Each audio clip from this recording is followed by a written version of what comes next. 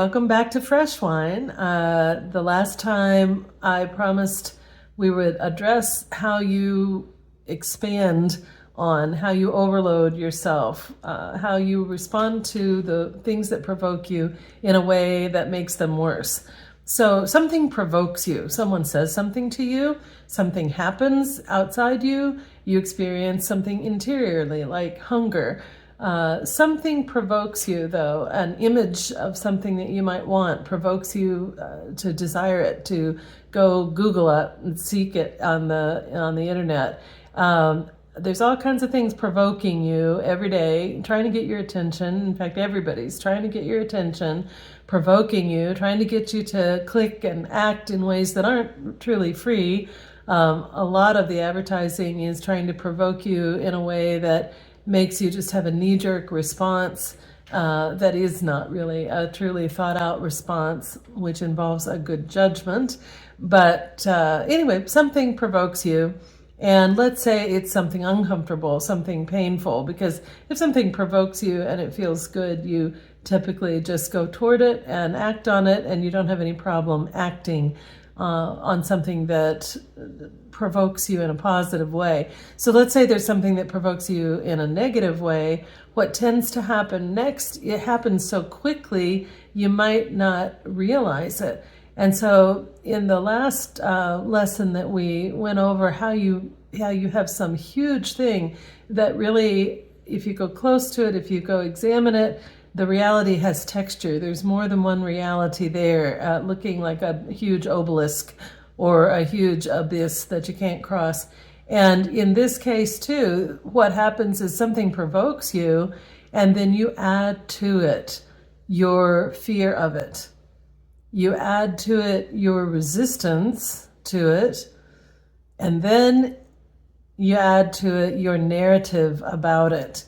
And these three things, and there probably are more, and we'll think of more and talk about more at other times, but these three things I've seen over and over and over again. Something provokes, and then lickety-split, without even realizing there was a moment when it went from provoking you to being this enormous burden that you then had to deal with.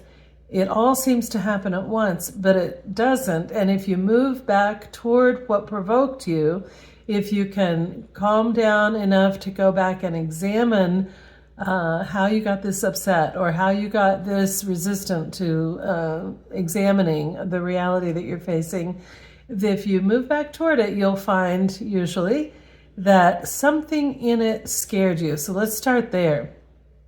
If something provokes you, somebody hits you, somebody does something that hurts your feelings, somebody makes a demand of you, somebody says something nasty about you, something hurts your feelings, something hurts, something threatens to hurt. When something threatens pain, it's understandable that we would have fear of it. And as grown-ups, we tend to quell that fear so fast because it seems childish to stop and think fear on something that's maybe just a little bit painful. We are tough, we're grown up, we've learned to take discomfort. So we run right past that little fear that happens about being hurt, about being in pain, about being hurt worse than we've been hurt before, or that this little bit of hurt is the tip of a bigger iceberg that's going to hurt more. What we tend to do is just toughen up our boundary and not acknowledge that it hurt, and not acknowledge that we have any fear of that pain because we're grown-ups. But the fact is that when something hurts, we tend to have some degree of interior fear about it because it threatens us. And to stop and acknowledge that fear, and I love the promise in the scriptures that perfect love casts out fear.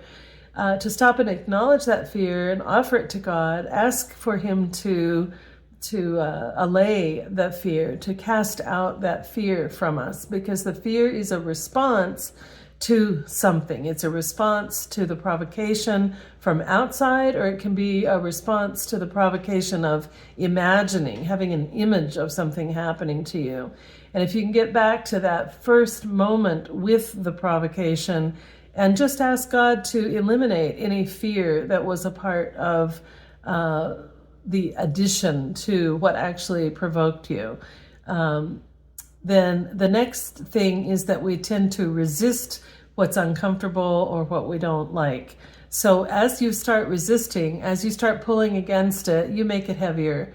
Every step away from it is making it heavier, making it drag more on you.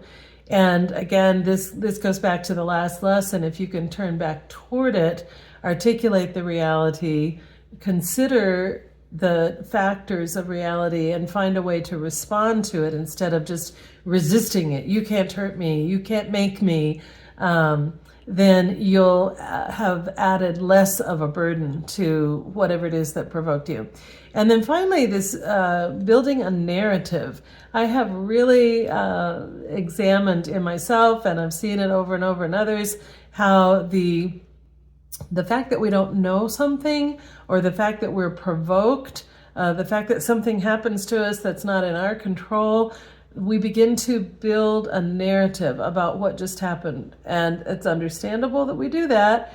For instance, someone cuts us off in traffic, and maybe your narrative is, oh my gosh, he must be taking someone to the hospital. I better pray for him. And maybe my narrative is, maybe he's a jerk and he's driving, trying to kill people all day long, and he should have his license taken away from him. But so we may build different narratives about what provokes us. But and we, again, build those narratives, or we start building those narratives without even realizing that we're doing it. Sometimes it takes the form of trying to understand someone else's motive. Well, she didn't call me back, and if I didn't call someone back after I said I would, it would probably be only because I'm angry with them, so she must be angry with me.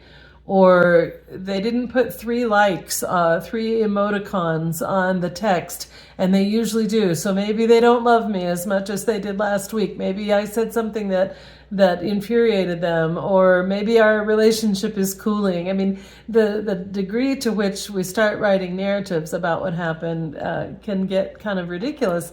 And the fact is, that's part of why we don't face it, because as soon as we face it, we know, oh my goodness, I started making a ridiculous narrative, and that was all on me. That was not what the other person did. It was my interpretation and my building a narrative. What I'd like for you to see, though, is that narrative building is in itself a kind of self-defense. So again, you didn't recognize the pain or the discomfort as something that particularly mattered to you. And so you didn't even recognize that you might be having a self-defensive reaction against it. So you go back to the fear, you ask God to cast out the fear. You go to the resistance, and you talk yourself through the reality instead of just resisting and trying to get away from it, trying to ignore it, trying to pretend it didn't matter, trying to tell yourself that it's stupid to even think about it. And actually examine what kind of information you can get about yourself and about the dynamics of your relationship from looking at the reality, the provocation, the thing that was uncomfortable for you or frustrating for you or provoking to you. And then notice that if there has been any kind of discomfort or pain or aversion there, then you probably start building a narrative without even realizing that you do so. One form that takes is the thinking that you can explain the other person's motives. It may seem to you like you're doing the very best thing, trying to put a good spin on what the other person did. And so it can be trying to build a nice reason why they did that to you, build a nice reason why you can forgive them for that. But what's interesting about your narrative about why they did something is that it actually intrudes into their territory. Their territory, their thinking about why they did something is not a part of your reality to respond to. What you get to respond to is their act, what they actually did. And if you go beyond that brief and try to start ferreting out or figuring out or thinking the reasons behind what they did and why they did it, then you are in danger of kind of playing God there. And we'll talk about that more later with brain on a stick. You tend to project your own narrative right into their territory, and it can be a way of violating another person. Even if you think that you're trying to write a nice little story that ties up with a bow the thing that they did and makes it seem less nasty or less painful, gives them an excuse for whatever they did. Even if you think you're trying to do that, it's a little bit violating to another person, even if they don't notice or care, to extend yourself into the territory of their motivation.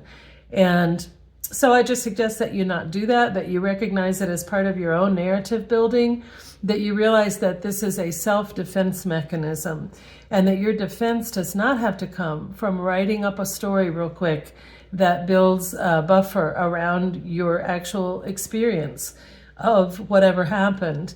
And when you just actually experience it, you recognize that it hurt, that is the reality that you can respond to. That made me uncomfortable. That felt painful. That I felt anger at. Whatever it is that provoked you, that made me question. And I don't have time to answer that question. The question makes me uncomfortable. So I'm going to write a whole narrative about how that author is dangerous. I shouldn't read them because when I read them, it made me question something that I thought was true. There's all kinds of ways that this same little small pattern can work itself out in life, and you'll see your own material in it. I try to give you the framework so that you can start finding how this plays out in your own life. So if you see yourself at all, when you are provoked, making it 3, 4, or 5 times bigger and more of a hard reality to face than it needs to be, by being afraid and not turning that over to God for resolution, being resistant to it and not resolving that by moving back toward articulation of the reality you face, or writing a narrative about what has happened that actually burdens you with more self-defense that you have to get through in order to just simply make a response to what has happened. And that response does not have to be, your response doesn't have to be what I would do. You might decide that you need to talk to the other person about what happened.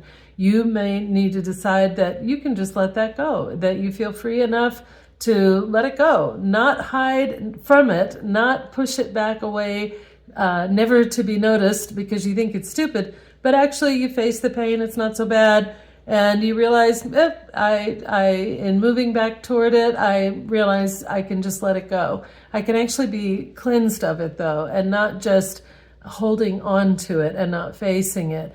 You might decide to do something creative. You might have a work of art that helps you put into resolution the thing that you faced and your response to it. And in fact, many great works of art have been generated by the experience of the artist being provoked by something, the juxtaposition of two things that were hard to hold in tension, or the pain that he's experienced in life, or the beauty that pierced his soul. That's a provocation too. And so you may decide to respond creatively or artistically to what you've experienced. You may, of course, go to prayer. I would say prayer would be the first act of all acts. I just counseled in that last lesson not to let prayer become a dissociation from reality by over-spiritualizing what you're going through. Actually, the reality that you're going through is just full of fantastic opportunity to practice your freedom. So that's what I'm here to try to help you do. And I'll put some more lessons together if I can keep going. And as I hope to, I'm praying to. Bye.